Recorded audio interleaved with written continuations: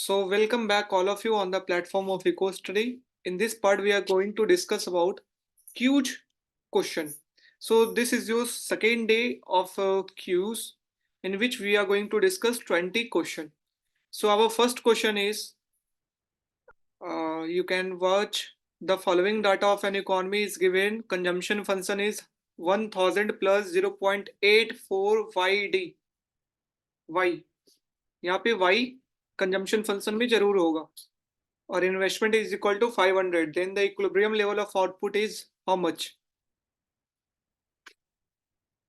How much will be the equilibrium level of output? So how can we solve this question? Anyone try this question? Anyone? Yes, yes, but answer 9375 आ रहा है. Yes. मेरा भी 9375 भी आ रहा है. Okay, let's Sir, check. problem. Let's check. We know y is equal to c plus I. G है ही नहीं तो लेना ही नहीं. So y is equal to 1000 plus 0.84 y plus 500. ये y is equal to 1. ये 1500 plus 0.84 y. y को उधर लेकर के जाएंगे तो 0.16 y is equal to 1500. और y से जब 1500 by 0.16 करेंगे ऊपर कितना आ जाएगा 100, राइट. तो ये 1,50,000 by 60 और जितना भी आएगा हमारा वो आंसर होगा 1,50,000 by 60. ये पॉइंट में इसकी वैल्यू तो एग्जैक्ट कोई आंसर इसमें में से नहीं होगा, राइट. तो नो वन. तो कितना बोला आपने? 9375. 9375. सो दिस इज जो करेक्ट आंसर. अगर आप निकालेंगे तो इतना ही आएगा. ठीक है. तो यहाँ पे जो है अगर आपका ऑप्शन गलत दिया हुआ है, नहीं दिया हुआ है, तो आपको 4 मार्क्स सभी को मिल जाएंगे. और 2022 CUET के अंदर ये क्वेश्चन में जो है ये क्वेश्चन ड्रॉप था. Okay, this question is drop, जो सभी को 4 मार्क्स मिल गए due to error. Okay guys, next question, question number 2. जल्दी से which one is correct option? A. Sir, IS का. IS का, A. Yes. राइट. हमने पढ़ा था द लोकस या the combination of output and interest rate at which goods market और asset market और product market is in equilibrium is known as IS curve. ठीक है. गुड्स मार्केट को एसेट मार्केट भी कहते हैं, प्रोडक्ट मार्केट भी कहते हैं. ठीक है. तो उसे IS curve. So A is your correct option. Next one. Previous question का मेरा मिस हो गया, मैंने लेट ज्वाइन किया.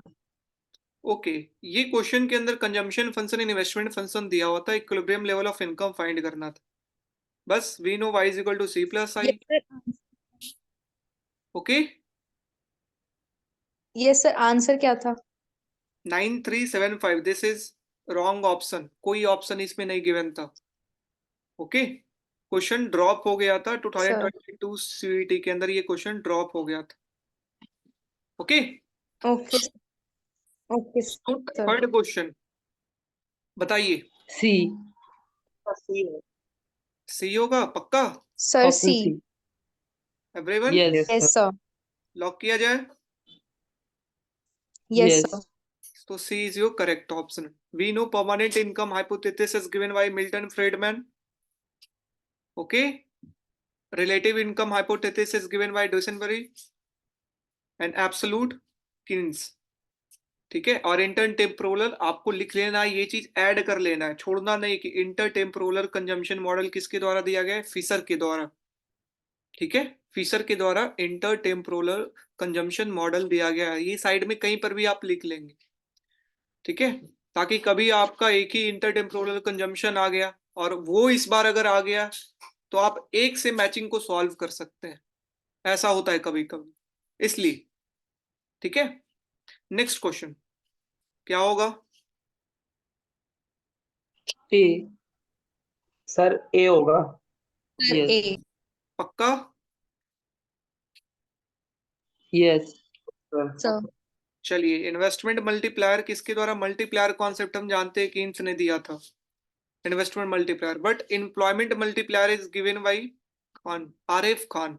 Remember this, employment multiplier is given by RF Khan. तो addition, value addition in your notes. Restatement of quantity theory of money. Quantity theory of money का restatement किसने किया था, मिल्टन फ्रीडमैन ने. और supply side Laffer, Laffer curve जो है वो सप्लाई साइड इकोनॉमिक्स को एक्सप्लेन करते हैं. Okay, so this is your A, तो A is your correct option. Okay guys, next question, question number 5, जल्दी से. Option B. कौन सा, B. सभी को ही बोलिए.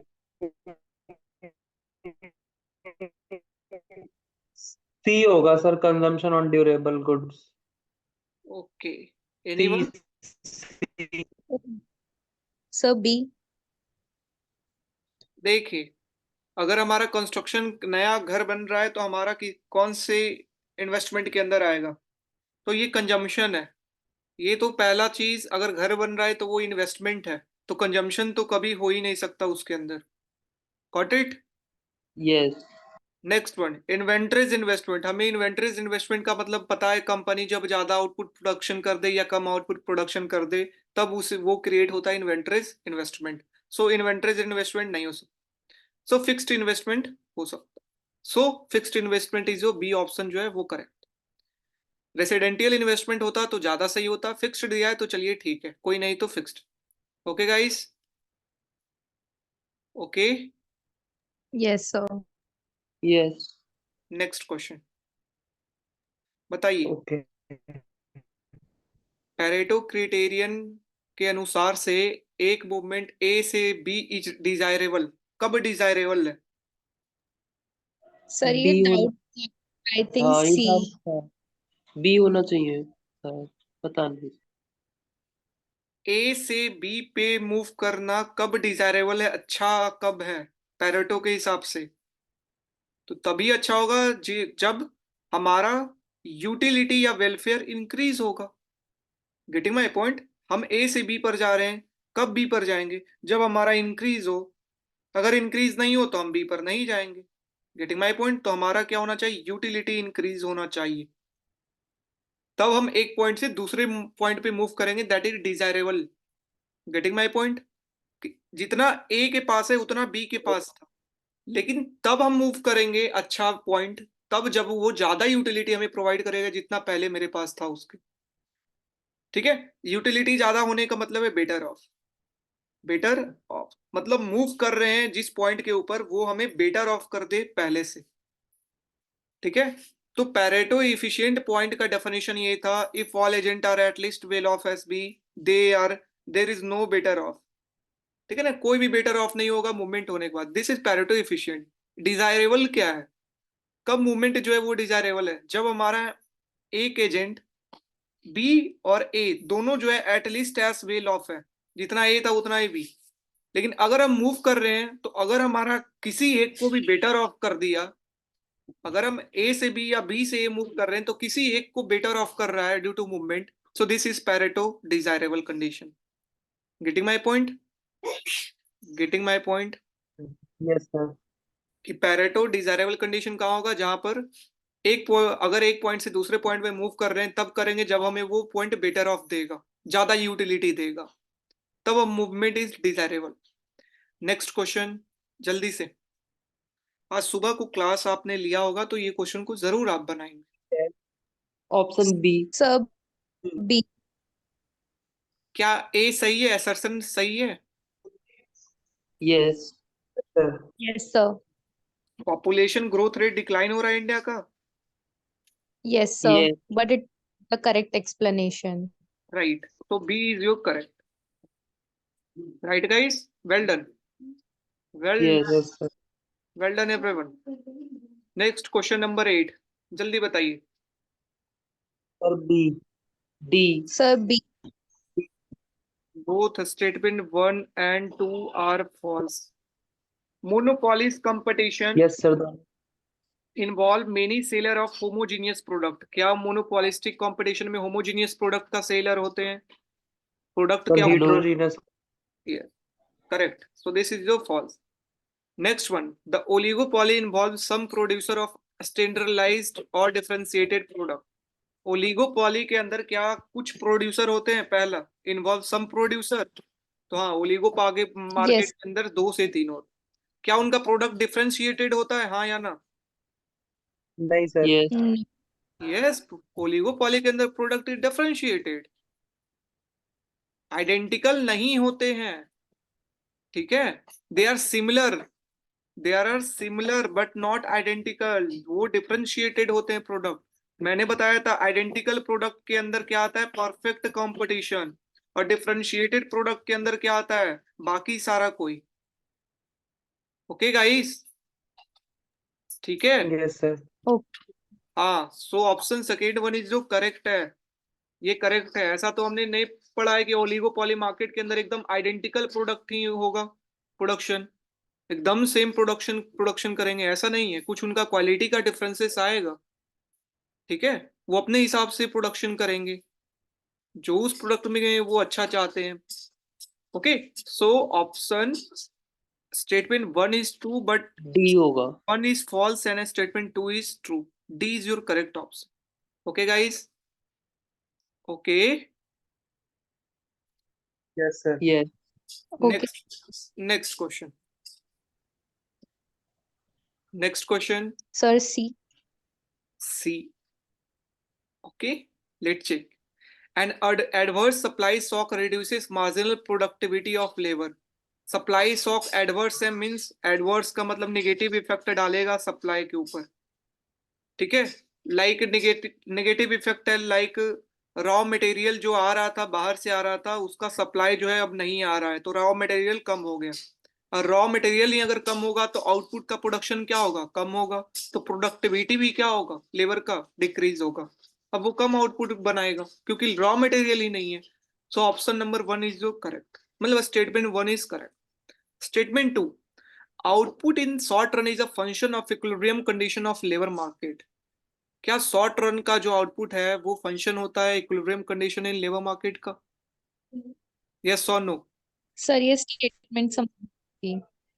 आपने अगर पढ़ा होगा, मैंने आपको वेज सेटिंग, प्राइस सेटिंग और एडी और एस मॉडल के अंदर आपको पढ़ाया था बहुत अच्छे तरीके से, ठीक है, कि एस कब को हम डिराइव करते wage setting relation, price setting relation में, और वहां पे हमने लास्ट में फंक्शन डिराइव किया था, like W is equal to P E function of U comma z, if you remember, ठीक है। और इसमें 1 plus M Yes. Addition, Sir, value B is- addition, जहां पर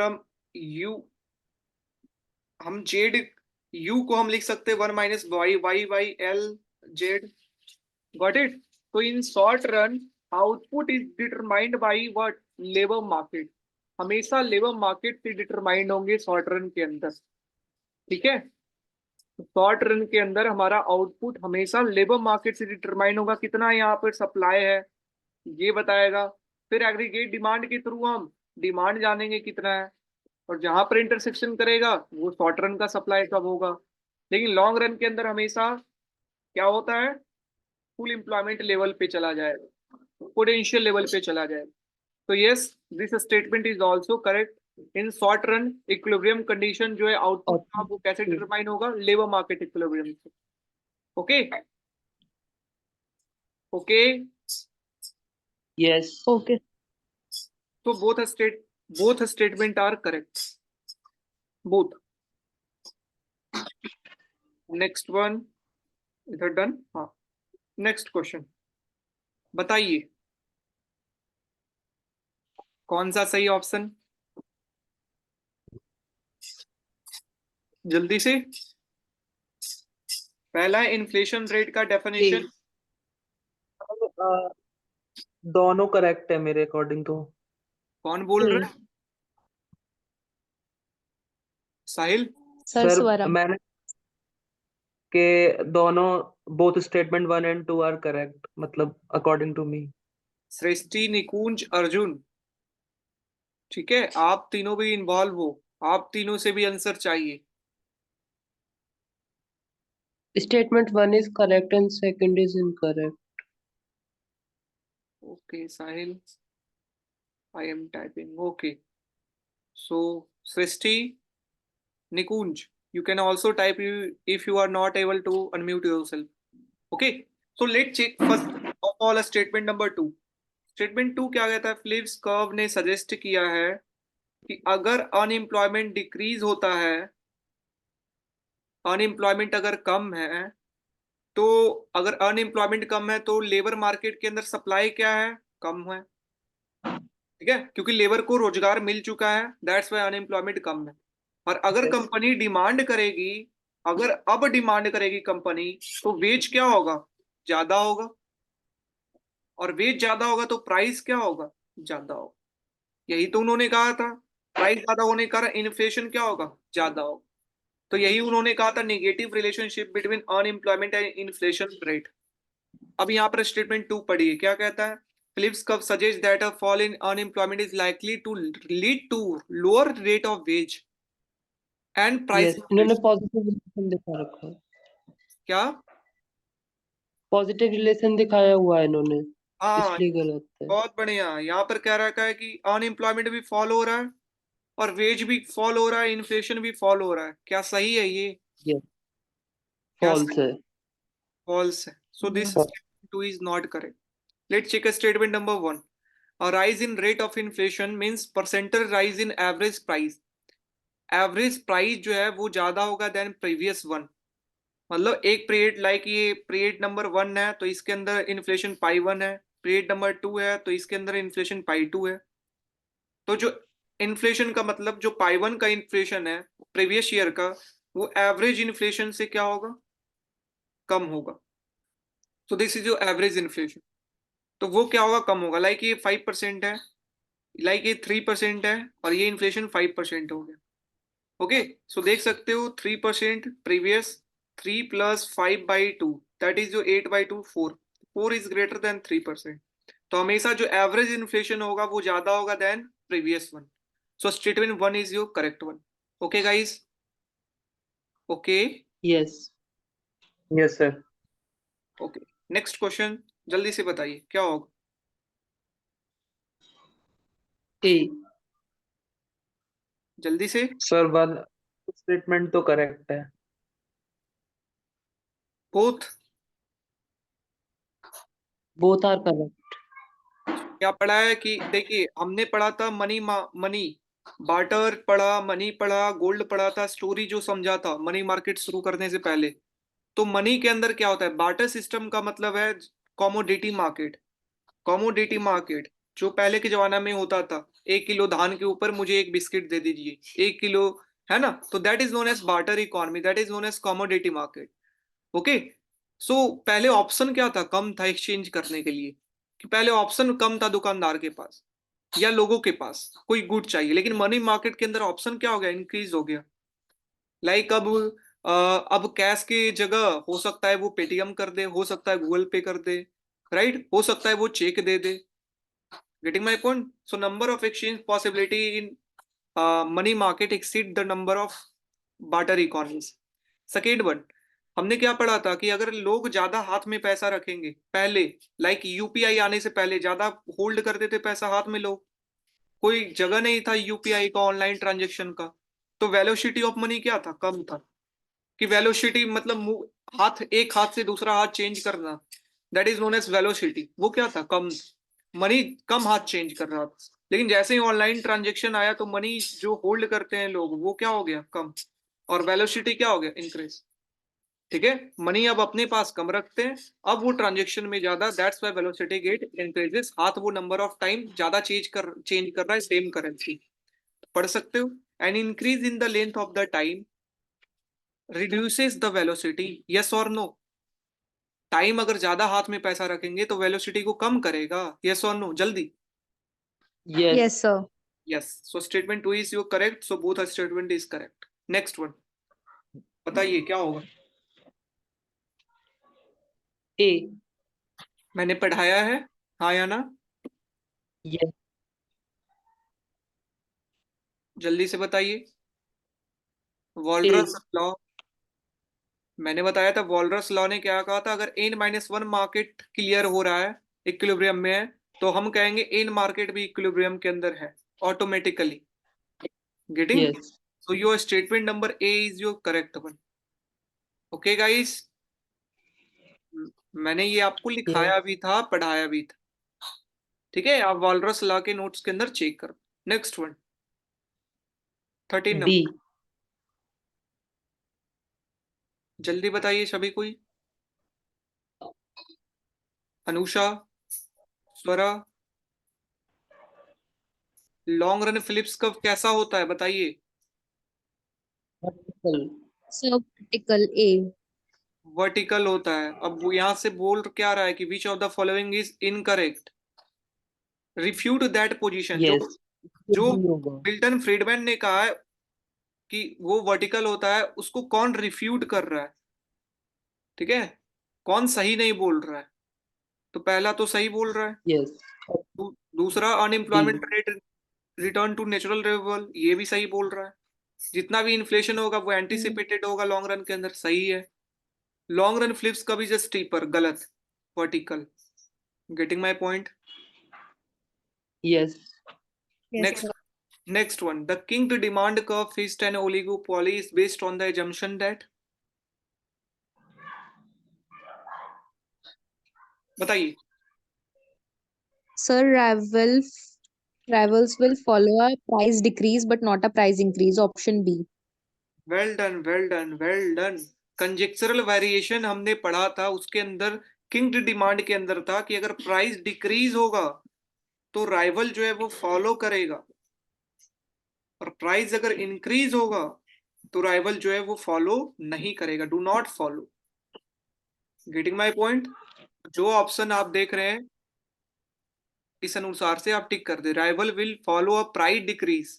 प्राइस डिक्रीज करेगा, फॉलो करेगा, इंक्रीज करेगा, not follow. So option B is your correct one. Okay guys. Okay. Yes. Yes, sir. हाँ जी. तो देखिए, इससे ऊपर वाला जितने भी क्वेश्चन थे वो CUET 2022 के जो रिमेनिंग थे माइक्रो मैक्रो के वो थे. इसके नीचे जो अभी स्टार्ट किए वॉलरस लॉ से, ये आपका हैदराबाद यूनिवर्सिटी के HCU का पेपर के previous year. Okay. Next one, in Stackelberg leader follow model equilibrium is defined as. बताइए. A. Sir, A. Stackelberg. So this is your reaction curve of your leader. That is x1 is leader and x2 is follower. Reaction curve of leader. Leader का ये. और follower का reaction curve कैसा है? This is your follower reaction curve. ठीक है. Reaction curve of x2 and x2 is follower. यहाँ दोनों जहां पर इंटरसेक्ट करेंगे, this is a coordinate equilibrium. इस पॉइंट पे क्या होगा? कोऑर्डिनेट का इक्विलिब्रियम होगा. Got it. बट स्टैकलबर्ग का इक्विलिब्रियम कहां पर होता है? देखिए, लीडर का आइसोप्रॉफिट कर्व होगा, यहां पर आपका कट करते हुए जाएगा. Got it. यहां पर कोऑर्डिनेट के पास. बट आगे ये क्या होगा? आकर के टेंजेंट बनेगा. गेटिंग. तो जहां पर ये किसका प्रॉफिट है? प्रॉफिट कर्व है iso profit curve of leader. Okay. तो आइसो प्रॉफिट लीडर का जहां टेंजेंट होगा किसका? रिएक्शन कर्व ऑफ फॉलोवर की रिएक्शन कर्व को जहां पे टेंजेंट होगा, at that point Stackelberg is in equilibrium. Getting my point. Getting my point everyone. ठीक है. Yes, sir. तो ये नया कॉन्सेप्ट आपको ऐड कर लेना है, value addition in your notes, कि कहां पर होता है स्टैकलबर्ग का. ये फिगर भी वहां पे ऐड कर लेना है. ठीक है, कि जहां पर रिएक्शन कर्व टेंजेंट इंटरसेक्ट करे उस पॉइंट पे नहीं, जहां पर हमारा iso profit curve of leader is tangent to reaction curve of follower. आप ऑप्शन पढ़ सकते हैं, कौन सा होगा? The tangency of isoprofit curve of leader and reaction function of the follower, that is your Stackelberg equilibrium. Getting. और ये point पे क्या है, कोऑर्डिनेट इक्विलिब्रियम है, this point is coordinate equilibrium. Okay guys, okay, Yes. ठीक है सभी कोई। Next one, rational expectation means, Yes. Rational expectation Option means, D. So D. D. अगर हम पास्ट एक्सपीरियंस को सिर्फ कंसिस्टेंट करें यार, कंसिस्टेंट विथ पास्ट एक्सपीरियंस, अगर सिर्फ हम पास्ट एक्सपीरियंस को करें, that is known as adaptive expectation. सिर्फ हम पास्ट एक्सपीरियंस को देख करके हम ये डिसाइड करें कि आने वाले टाइम में क्या इन्फ्लेशन है, that is known as adaptive expectation. Getting my point. Rational expectation means हम पास्ट को भी देखें और फ्यूचर को भी देखें, D. दोनों को देखें, that is known as rational expectation. Getting my point. अब देखिए, हमेशा ये फ्यूचर को राइट करेगा, प्रेडिक्ट एक्सपेक्टेड, ये हमेशा राइट करेगा। अगर राइट करता ही तो इसका नाम एक्सपेक्टेशन क्यों होता, गलत।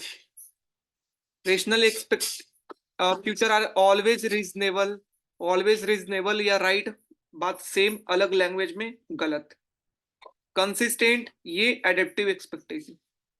तो नेवर सिस्टमेटिकली रॉन्ग, मतलब अगर हम फ्यूचर पास्ट, आने वाले फ्यूचर क्या है और पास्ट में क्या था, दोनों को देख करके अगर करें तो हमारा सिस्टमेटिकली जो रॉन्ग फ्यूचर, हम आर नेवर सिस्टमेटिकली रॉन्ग, जो हमने एक्सपेक्टेशन किया है वो सिस्टमेटिकली रॉन्ग नहीं होगा। So your option number C is your correct one.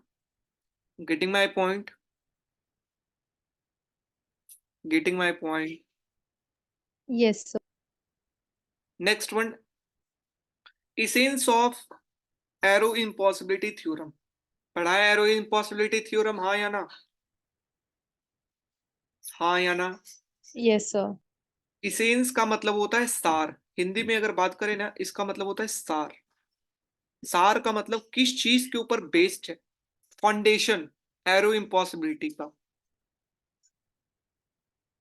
तो एरो इम्पॉसिबिलिटी क्या कहे थे कि अगर डिसीजन मेकिंग हो रहा है, डेमोक्रेसी भी है, तो ऐसा हो ही नहीं सकता कि हम social function, social utility function find करें, सोसाइटी का हम यूटिलिटी फंक्शन फाइंड करें, वी कैन नॉट फाइंड अगर डेमोक्रेसी भी है तो।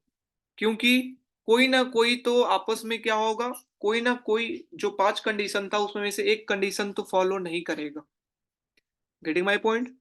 It is impossible to achieve Pareto efficiency in the economy, ऐसा नहीं कहा था, उनका एक कंडीशन था पैरेटो इफिशियंसी, तो वो भी हो सकता है, गलत है ना। 5 जो उन्होंने कहा था कि सबसे पहला क्या था कि सबसे पहला हमारा क्या था कि नॉन डिक्टेटरशिप, एक था पैरेटो एफिशिएंट, राइट, और भी 5 आपका था, जिसमें में से तो एक पैरेटो एफिशिएंट उन्होंने दिया था, तो इम्पॉसिबल तो कभी नहीं हो सकता। Next, it is impossible to maximise technical efficiency in the economy, max impossible, हम technological efficiency in the economy उसको मैक्सिमाइज करना इम्पॉसिबल है, ऐसा भी कोई बात हमने तो सुना नहीं था एरो इम्पॉसिबिलिटी के अंदर। Impossible to do any collective action, उन्होंने कहा था कलेक्टिव एक्शन कर सकते हैं लेकिन सोशल फंक्शन हम नहीं फाइंड कर सकते हैं। डेमोक्रेसी हो सकता है लेकिन हम सोसाइटी का वेलफेयर फंक्शन नहीं फाइंड कर सकते हैं, तो कलेक्टिव एक्शन कर सकते हैं, ऐसा नहीं कि नहीं कर सकते। सी ऑप्शन क्या कहता है, no collective decision making rules can guarantee, मतलब डेमोक्रेसी गारंटी नहीं देता है कि हमेशा फेयर ही होगा। डेमोक्रेसी कैन नॉट गारंटी कि always society is at optimum level, okay, is a fair, ठीक है। तो उन्होंने, उनका यही सार था कि डेमोक्रेसी के अंदर सब चीज नहीं होता, डेमोक्रेसी के अंदर हम सोशल वेलफेयर फंक्शन नहीं फाइंड कर सकते, डेमोक्रेसी हमेशा फेयर ही नहीं होता। So that is option number you see. Okay guys, हाँ जी। नेक्स्ट वन, ओके गाइस, समझ में आया, समझ में आया, हाँ या ना, हाँ या ना, जल्दी से, जल्दी से, यस और नो। साहिल, राज, अर्जुन, निकुंज, स्वरा, समझ आया, हाँ या ना, are you getting Wait a second, guys. So, next question. A typical coordinate solution is defined as. coordinate solution कहाँ पर होता है बताइए, कौन सा ऑप्शन सही है?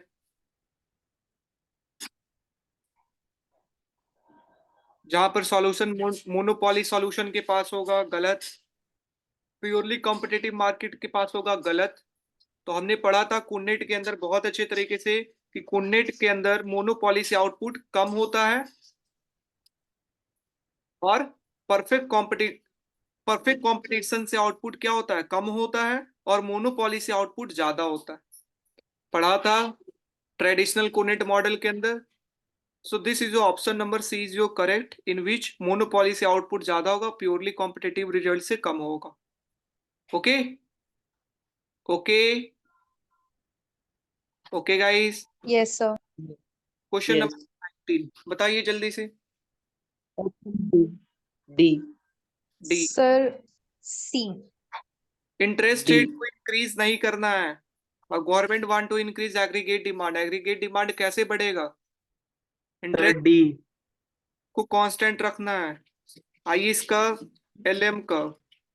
आईएस कर्व ये हुआ गवर्नमेंट एक्सपेंडिचर के कारण, लेकिन इंटरेस्ट रेट को कांस्टेंट रखना है, तो एलएम को क्या करना होगा, राइट वर्ड शिफ्ट। और गवर्नमेंट एक्सपेंडिचर भी बढ़ाइए, साथ में मनी सप्लाई भी बढ़ाइए। That is your D. Getting? Yes और no? Yes, sir. Yes. Okay, Next sir. Macroeconomic policy trilemma refers to, ये नया है। Sir, ये समझ देखिए मैक्रो इकोनॉमिक्स पॉलिसी ट्राइलेमा क्या होता है कि अगर तीनों एक साथ है, लाइक दिस इज यो, अगर तीनों एक साथ हो, fixed exchange rate, independent monetary policy और capital flow, perfect capital flow, ठीक है, तो तीनों एक साथ कभी नहीं हो सकते, नेवर। तो डायलेमा हम जानते हैं जब 2 होता है, ट्राइलेमा जब 3 होता है। Getting my point? लाइक आपका फिक्स्ड एक्सचेंज रेट है और कैपिटल फ्लो है साथ में कैपिटल फ्लो हो रहा है एक कंट्री से दूसरे कंट्री और फिक्स्ड एक्सचेंज रेट है। हम लेकिन जानते हैं फिक्स्ड एक्सचेंज रेट के अंदर मॉनेटरी पॉलिसी है वो इनइफेक्टिव होता है, यस और नो? यस। Yes. तो monetary policy is not working. अगर फिक्स्ड एक्सचेंज रेट है और इंडिपेंडेंट मॉनेटरी पॉलिसी ये दोनों साथ है, अगर फिक्स्ड एक्सचेंज रेट और मॉनेटरी पॉलिसी इंडिपेंडेंट है तो कैपिटल फ्लो फ्री होगा, तो पक्का ये कैपिटल फ्लो अगर फ्री होगा ना तो ये फिक्स्ड रहने नहीं देगा एक्सचेंज रेट को, ठीक है, इस एक्सचेंज रेट को फिक्स्ड नहीं रहने देगा, फ्री कैपिटल फ्लो हमेशा फ्लेक्सिबल बना देगा। तो ये चला जाएगा जब ये दोनों साथ आएगा, तो जब ये दोनों साथ आएगा तो क्या होगा, ठीक है, इंडिपेंडेंट मॉनेटरी पॉलिसी है और फ्री फ्लो ऑफ कैपिटल है। तो फ्री फ्लो ऑफ कैपिटल तभी हो सकता है जब हमारा फ्लेक्सिबल एक्सचेंज रेट हो। तो इसे क्या करेगा, ठीक है, ये दोनों साथ में है तो इंडिपेंडेंट मॉनेटरी पॉलिसी, फिर से इंडिपेंडेंट मॉनेटरी पॉलिसी आ गया, तो ये कभी नहीं हो सकता। Getting my point? तो ये क्या करेंगे, 2 एक साथ मिलेंगे तो तीसरा को हटाएंगे, फिर 2 एक साथ मिले तीसरा को हटाएंगे, तो तीनों एक साथ कभी कंबाइंड में नहीं हो सकता। That is known as trilemma. Okay, so monetary policy हमारा क्या, independent monetary policy, fixed exchange rate and free capital movability, ये आपस में तीनों एक साथ नहीं हो सकते। That is known as monetary policy trilemma. Okay guys? Okay, Yes. so this is your complete day 2 discussion of our Qs. Any doubt? Anyone? तो जो मैंने व्हाट्सएप करे थे वो। This is your Stackelberg model figure. You can see जो मैंने अभी आपको बताया. This is your policy macroeconomics trilemma. Not fixed flexible. This is fixed exchange rate. Okay, guys. Are you getting? Are you getting? Yes. क्या Yes, इस sir. सीखने को मिल रहा है या नहीं? Yes, sir. क्या क्यूज सीखने को मिल रहा है या नहीं मिल रहा है? अच्छा है या नहीं है आपके लिए? अच्छा है। अच्छा है। Okay, so this is your, तो हम कल डे 3 में बात करेंगे फिर से नेक्स्ट 20 क्वेश्चन के बारे में। ओके